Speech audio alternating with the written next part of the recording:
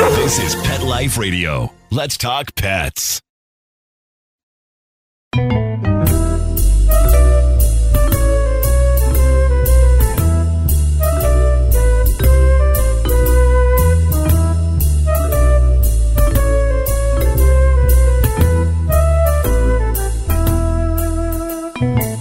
Hello, cat lovers, and welcome.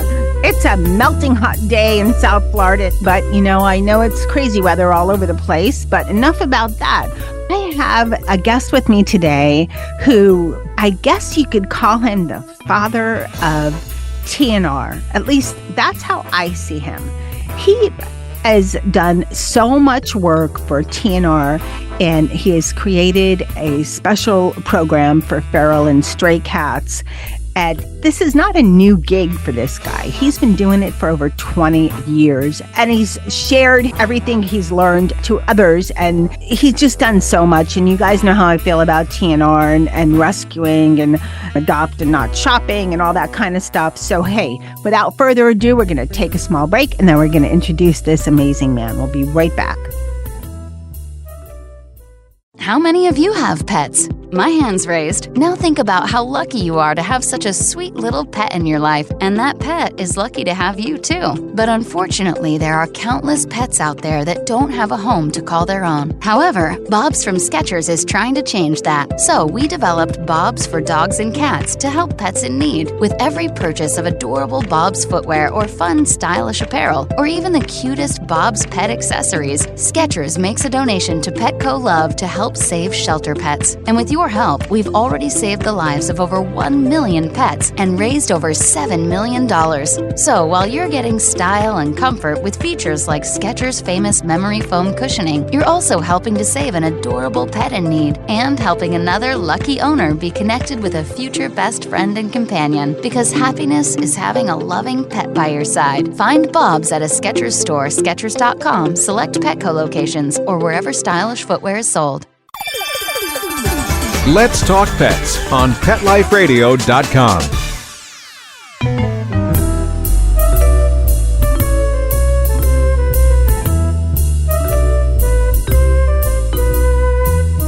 Welcome back, everyone. I want to welcome Bryan Kortis. He is the co-founder and national programs director of Neighborhood Cats. It's a leading advocacy group for feral and stray cats.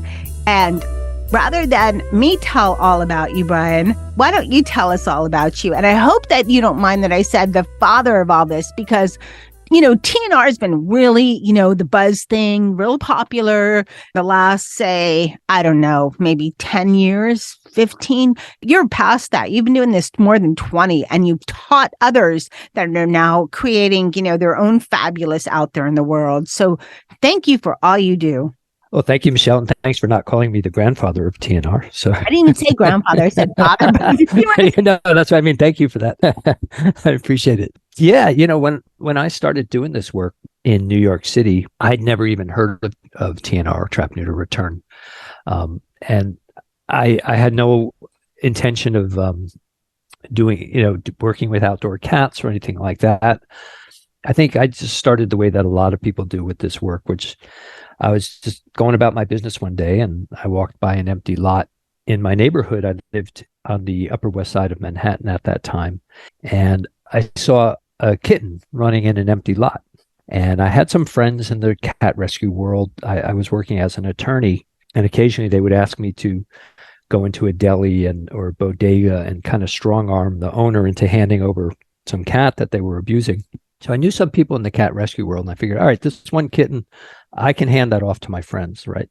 And then I saw two more running around, and I thought, well, this is going to be a little harder than I thought, but I can still manage this and pass it along, right? And then I saw two more, and I had this sinking feeling that my life was about to change, and it certainly did. It turned out there were 30 cats living in this courtyard. Oh my God! And and there were no services available.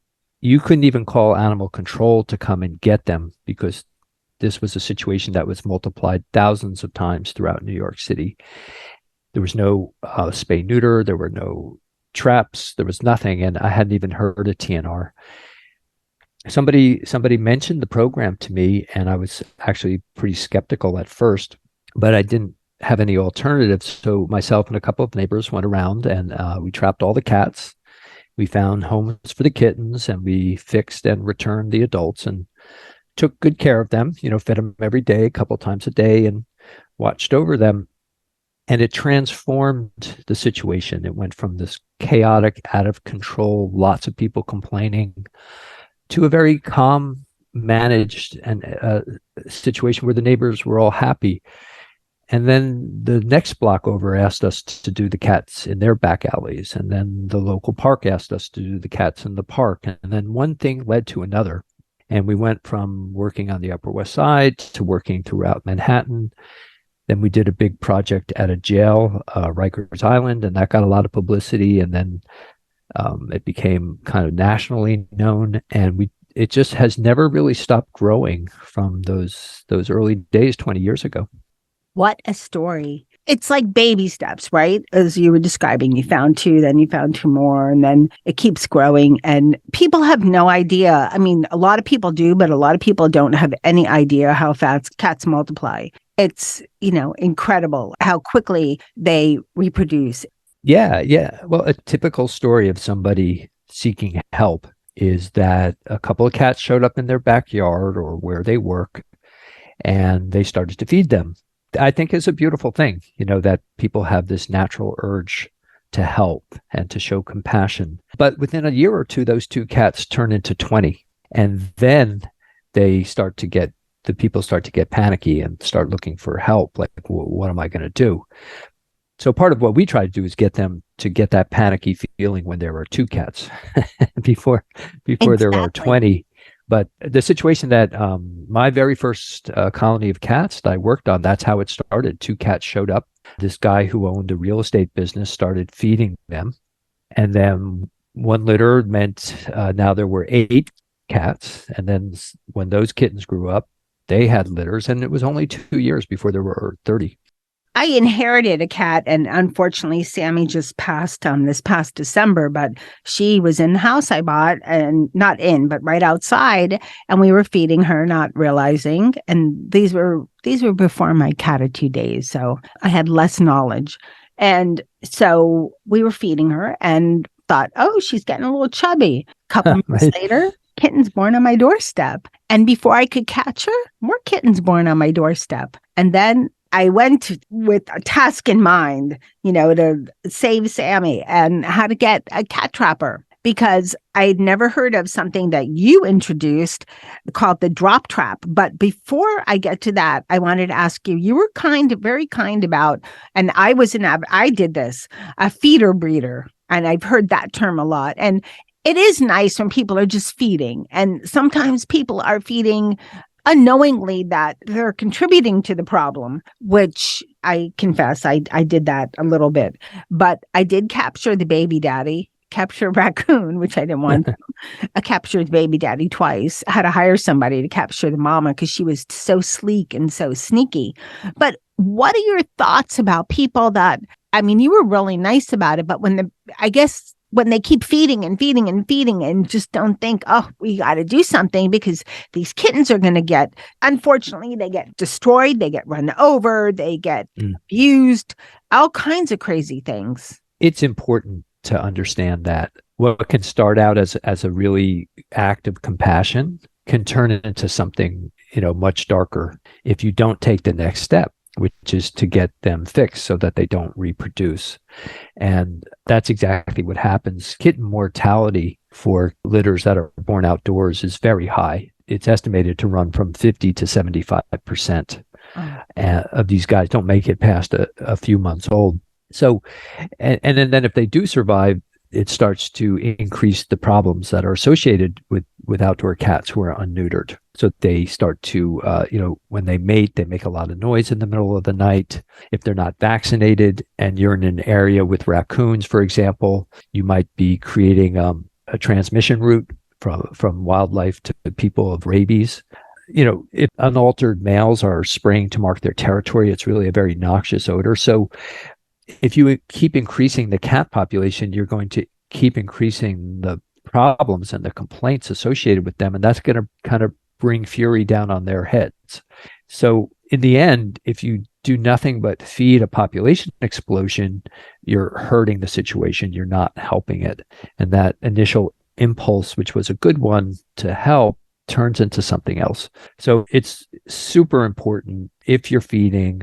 I mean, I think it's great to help animals in need. I don't never discourage somebody from feeding, but you got to take that next step. And that's why at Neighborhood Cats, we really focus a lot on education on both the grassroots level, the people who are dealing with the cats on the ground, and also on the kind of program level, where you have programs that are dealing with potentially thousands of cats at a time.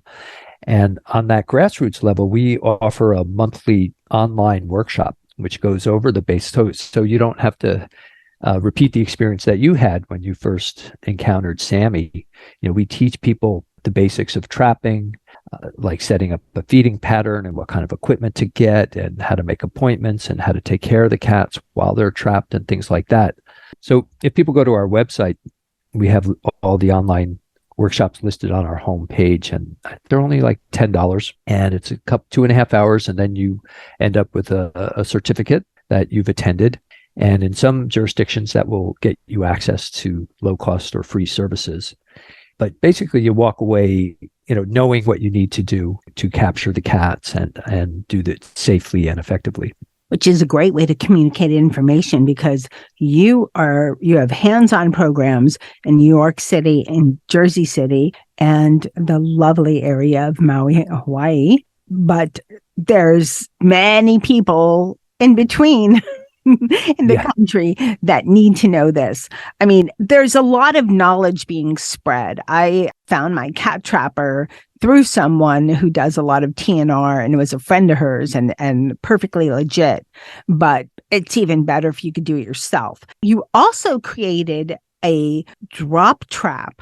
I think my notes have it that it's the first mass-produced drop trap and the latest gravity trap. How did you decide to create that? Well, what's unique about Neighborhood Cats and why I love it as an organization is we learn from what we do. So we're all trappers. We've all had experience trapping hundreds or even thousands of cats ourselves. So we speak from personal knowledge. And when we see a need, when we're out there in the field and we see something that is lacking, then we go in, we try to fill that gap. And one of the things, that we saw was that difficulty of catching that last cat, the one who's too wily. And no matter how long you go without feeding them, they just won't go into the trap. So there was a person up in Boston who was making these things called drop traps out of wood and fish netting. And they're just basically, the old prop a cardboard box up on a stick and pull a string and it falls down over whoever you're trying to capture. It's the same idea.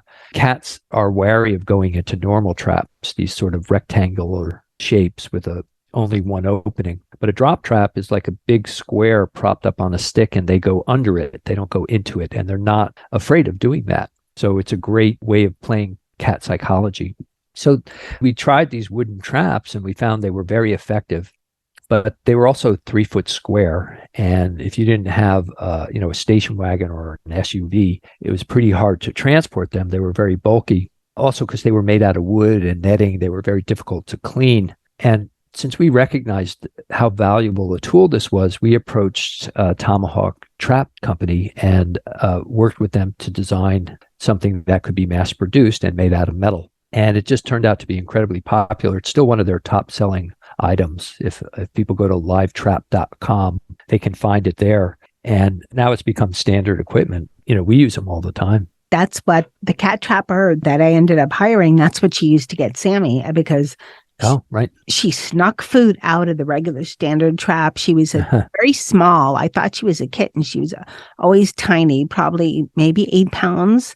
Her offspring is a lot larger, so the baby daddies are probably pretty big, but she was so tiny and just impossible. And so I was at my wit's end, but, she knew what she was doing, captured her, we got her fixed, and we learned our lesson in 2 litters, so not too bad. No. I mean, I think that it's really only in recent years that there's so much access to instruction and materials for people to learn how to do this. But when you first start out, and if you're not hooked into that network of knowledge, it's pretty tough to figure it out yourself. So that's why the education part is so important. Of course. We're going to take a quick break, and we'll be right back to talk to Bryan some more about how to be a better cat lover in your neighborhood for all those stray cats. We'll be right back. Take a bite out of your competition.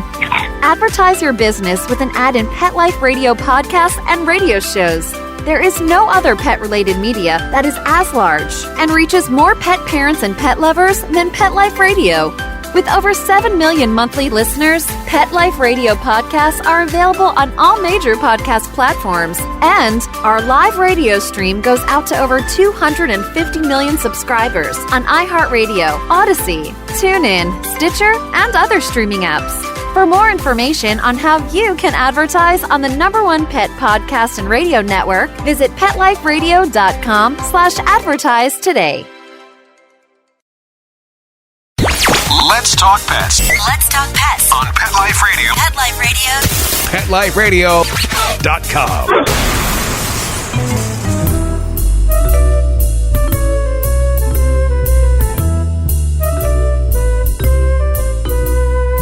Welcome back, everyone. We're talking to Bryan Kortis, I want to say the cat daddy, but that word's taken kind of, the father of neighborhood cats. And he has done so much for feral and stray cats, whether it's creating TNR equipment. He's established the Neighborhood Cats in 1999. You've also come out with a lot of handbooks, a lot of how-to. You work on many charities. Let's talk about how somebody could get started. So what are the first steps? Because I think a lot of people are intimidated. They'll see different, Instagram videos and things, and it's kind of scary, and there's traps with covers on them, and some of the kittens are in bad shape, and it's intimidating. So how would somebody get started? We require people to actually take our training workshop. And again, that's online. So we have an international audience now. It's usually the first Saturday of every month. And that gives you the base of knowledge you need to, first of all, it's a lot less intimidating when you know what the process is. And we show videos and go through it step by step. So you walk away familiar and knowing what you're going to do. Once you have that knowledge, then you want to find out, where are the services available in your area? Where can you borrow traps? Where can you get low-cost spay-neuter? Is there a network of people that will help you with doing things like that? So in New York City, after people are what we call certified, they can borrow traps from us at no cost. We will send expert volunteers to assist them with the trapping. If they need a place to hold their cats, we'll help them to find that. So you're going to find organizations around the country with different sets of services that you can access. I think the fastest way to find out what's available in your area is call your local shelter and ask them, where's the low-cost spay-neuter clinic and who's doing TNR in this area. And then, of course, you can always go online and Google it. But first thing to do is get your base of knowledge. And then there's just basic steps that you follow that make everything a lot easier. So a lot of people think the first step is to go out and grab a bunch of traps and start getting cats left and right. Actually, the first step is to get them on a feeding schedule so that cats are very habitual creatures. Like if you have cats at home and they're used to eating at 7 a.m., they're going to wake you up. You're not going to get out. You're not going to be in bed after 7 a.m. Probably they start around 6:35 just to be sure. How did you know what happens at my house? I mean, I'm supposed to be the morning feeder person. And if I lay in bed, my husband says the cats, first they jump on him, then they meow. Yeah. Then one of them, Molly, sits on the nightstand really close, right, almost to his face, and starts meowing. So yeah, they want. Yeah. We have a cat who dive bombs right on key there. Yeah, he's 12 pounds and he is very athletic, and he'll race the length of the apartment and leap onto the bed, and wherever he lands because it's quite effective at waking you up and getting you up. And the cats who live outdoors are exactly the same. So if you feed them at 9 a.m. every morning, they're going to start gathering at 8:30 a.m. waiting for you. And that's really helpful when you're trapping, because you don't have to go running around trying to find them or guessing when they're going to be there. You know they're going to be there at 9 a.m. So that makes the trapping a lot easier. It also means you can withhold food the day before so that they're good and hungry when you're ready to trap them. So that's a big part of it. And, there's just setting out the traps properly and using the right equipment. And then there's taking care of them. So when we started doing TNR, I think we did what a lot of people did, which is we would catch the cat and then we would transfer them into like a cage or some type of enclosure. And then that meant you had to get them back into the trap to take them to the vet and later on after they recovered to release them, and create a lot of opportunities for cats to escape and things like that. So now what we do is we use traps that are big enough to serve as cages. And once the cat is captured, he or she never leaves the trap except for the surgery. And they stay in there the entire time, and it makes the process much easier. So it's kind of tricks like that, where if you get some training ahead of time, the whole process is going to be a lot easier. Thanks so much for sharing that. I want to talk about something else. It's a little bit of a maybe 45-degree turn. You've done a lot of talks about the conflict between cats and wildlife. There's a lot of conservationists that say, well, cats, they're attacking birds and lizards and this and that. What are your thoughts between that, cats and wildlife? Mostly it's birds and small mammals. And what are your thoughts on how the conflict can be resolved? I think it's a false conflict. So the first thing I think we have to do is acknowledge certain basic truths, right? Which is cats are apex predators. They're evolutionarily, just amazing hunters, and they have an instinct for that. So when your cat is chasing balls around the house, or you're waving a wand in front of them, that's hunting behavior. That's why they enjoy it so much. So they do predate. There's no question about it. Now, if they're predating and you're talking about a endangered species, that is really serious, right? If there's only 300 of a certain bird left, you don't want cats killing them. Right. So that's a different subject, of course. Right. But any animal, they have a right to their life too. So I think the thing to realize is that in the end, the wildlife conservationists and people who are responsible cat guardians want the same thing, right? We want fewer cats roaming around, and we want wildlife to be protected. And the question becomes, how do we accomplish that? How do we have fewer cats on the landscape?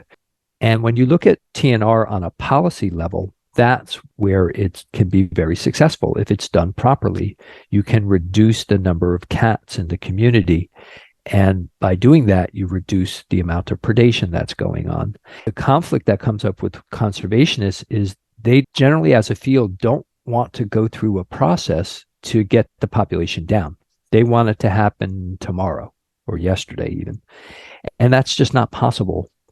You can't just go out there and remove all the free roaming community cats. There's millions of them, and there's millions of people who care about them and don't want them killed. So you have to learn a way to kind of harness the energy of the people who are caring for the cats and get them on your side. And that's where TNR comes in, because people in general don't want more kittens and they want their cats fixed. And population reduction does happen if you do it properly, if you get enough of the cats in an area spayed and neutered. So we worked in a park in Manhattan, Riverside Park. It's about 2.5 miles long. When we started, there were 65 to 70 cats living in the park. We fixed every single one of them. And 15 years later, there was one left. Wow. They had just died out naturally through attrition, and we had a network of caretakers who picked up any new cats, and they were usually adoptable. So if you do TNR properly, you can eventually make the population go way down or even extinct. And that's what is going to benefit wildlife. But the notion that you can go out there and just round them all up and remove them is a fantasy that was attempted for decades and only resulted in the population explosion that we're dealing with today. It doesn't have to be cats versus wildlife. Right. I like to say it's cats and wildlife. Right. So we can treat them all, Now, when you get into certain situations like a bird sanctuary for an endangered species, well, you're probably not going to do TNR there, right? You're going to relocate those cats. You're going to try to keep that small bit of land cat free. if it's feasible. Sometimes it's not, and TNR is the best thing you can do. But, it's a false battle, and I'm always hopeful for the day when more conservationists kind of wake up and realize that we have the same goal and we should be working together, rather than fighting with each other. Well, I think what you do is amazing, and I think you've done so much for the TNR Society. You've also written a handbook, the Return to Field Handbook, and that's published by the Humane Society. So let us know where people can find out more about the handbook, about where they can find out more about getting their TNR certificate. Overall, more about you, more TNR information. Go to the Neighborhood Cats website. So that's just neighborhoodcats.org. And on the homepage, you'll see down at the bottom a list of upcoming webinars and workshops. Most of them are free or very low cost. We also have a page, a resources section where you can link and download all of the books, the Return to Field Handbook. We've written one about community TNR. We've written one about trapping. So go to neighborhoodcats.org and you'll just find a wealth of resources there if you're interested in TNR. Is there anything that you wanted to talk about that we didn't cover? I would just emphasize, again, we're into both the hands-on trapping side of this, but we're also very involved in the program side. And the thing that I would emphasize to people who are doing this, like you said, is, move beyond feeding and get the cats fixed, but also realize that you want to get all the cats fixed, or as close to all of them as you can. Don't stop at the first 2 or 3, but keep working at it until you've got either all of them or almost all of them fixed. And then you're going to get, the long-term benefits of that are going to be just outstanding for you and for the cats. So well said. Well, Bryan, I thank you so much for coming on Cattitude and sharing your wealth of knowledge. Thank you so much. And thank you for all you do. And I think Neighborhood Cats has a great deal of information. And even for the cat lovers out there that are like, yeah, I like TNR, but I don't know, and we're not sure. Take a look. It's neighborhoodcats.org. Right, Bryan? Yep, neighborhoodcats.org. And, hands-on trapping isn't for everybody, but you can support your local shelter and help them with their spay-neuter fund, or you could support your local TNR group. There's a lot of ways to contribute if you don't want to do the hands-on yourself. There's always ways. I mean, there's some people that are they have physical limitations and they bring, their gently used towels and whatnot to their local shelters. It all helps. Yeah, absolutely. And thank you so much for hosting me, Michelle. I really appreciate the opportunity. Well, I thank you so much. And I can't wait to hear what your next location is. You're all over the U.S. So you're both coasts, which maybe Los Angeles? Well, actually, we're working overseas now. Oh, there you go. We're overseas. We're supporting programs in Australia and Indonesia. Oh, that's exciting. Yeah, it's very exciting because Australia, cats have been vilified for decades and TNR is illegal in a lot of places. So we've been working with a research project to do a pilot study, and that's been going quite well. And then in Indonesia, they don't have problems with the law. It's just a matter of resources, but $1 goes an awful long way. And there's some great people there who are introducing TNR and just doing some spectacular projects. So that's really exciting to see too. And maybe we'll all see the day when euthanizing cats is just, oh yeah, that's something they used to do. That doesn't even happen anymore. Yeah. And there are parts of the country where they've had shortages of kittens, so it works. It takes time, but, we'll get there. We'll get there. Thanks for all you do. And thank you so much for coming on Cattitude. Oh, my pleasure. Thank you, Michelle. Well, hey, everyone. I hope you enjoyed today's show with Bryan Kortis, who is the National Programs Director of Neighborhood Cats, the website, neighborhoodcats.org. He has done so much for the world of TNR. He has a lot of training, tutorials on his site for such a minimal fee where you can be certified in TNR. He has the Return to Field Handbook, and that's published by the Humane Society of the U.S. He has products such as the Drop Trap. Please take a look, neighborhoodcats.org. I want to thank my kitties who are all TNR rescues, And that's Dennis and Jethro, Sammy in Cat Heaven, Molly and Charlotte. So truly think what you can do to make this TNR world better and better, even if you just contribute just a little amount. And again, I want to thank everyone listening to Cattitude. I so appreciate it. Thank you so much. And of course, thank you to my most wonderful producer who just had a very lovely birthday weekend. And so we wish him all happy birthday. This is my first show since his birthday, and I would sing, but you don't want to hear me sing. So happy birthday, Mark. And thank you, Mark, for all you do to make me and my guests sound amazing. Now remember, lose the attitude and have Cattitude. Let's Talk Pets, every week on demand, only on PetLifeRadio.com.